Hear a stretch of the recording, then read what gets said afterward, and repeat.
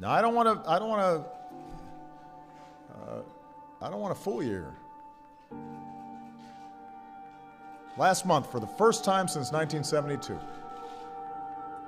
NASA released a blue marble, a single snapshot of the Earth taken from outer space. And so much has changed in the decades between that first picture and the second. Borders have shifted, generations have come and gone. Our global population has nearly doubled. But one thing hasn't changed. Our planet is as beautiful as ever. It still looks blue.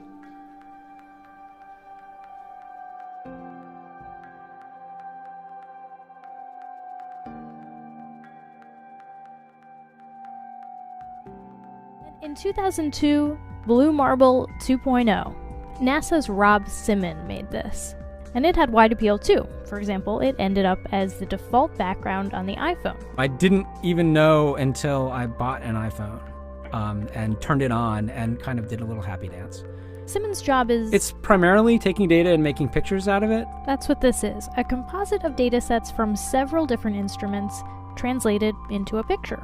To us, the really cool thing was the data set. Up until that point, there was no realistic color map of the globe anywhere. So the land layer here comes from the Moderate Resolution Imaging Spectroradiometer aboard Terra. And the tricky part here was the weather. So we actually had to take clouds out. They stashed the clouds for later, went onto the ocean. That came from an instrument that measures phytoplankton in the sea.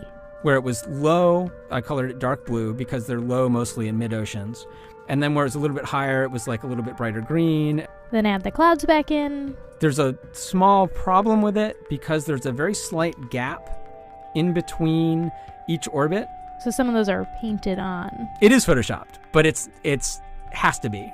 Then there was another layer to sort of simulate the atmosphere. And then there's this little bright spot. It's called the specular highlight. So it's the reflection of sunlight off of water. Those are the pieces, but you can't just slap them all together. It just didn't look realistic. It looks kind of flat, or the clouds are sort of too see-through. So I just hit Command-Z a lot. There's artistry to creating the world. What I imagine it to be. Unfortunately, I'm not an astronaut.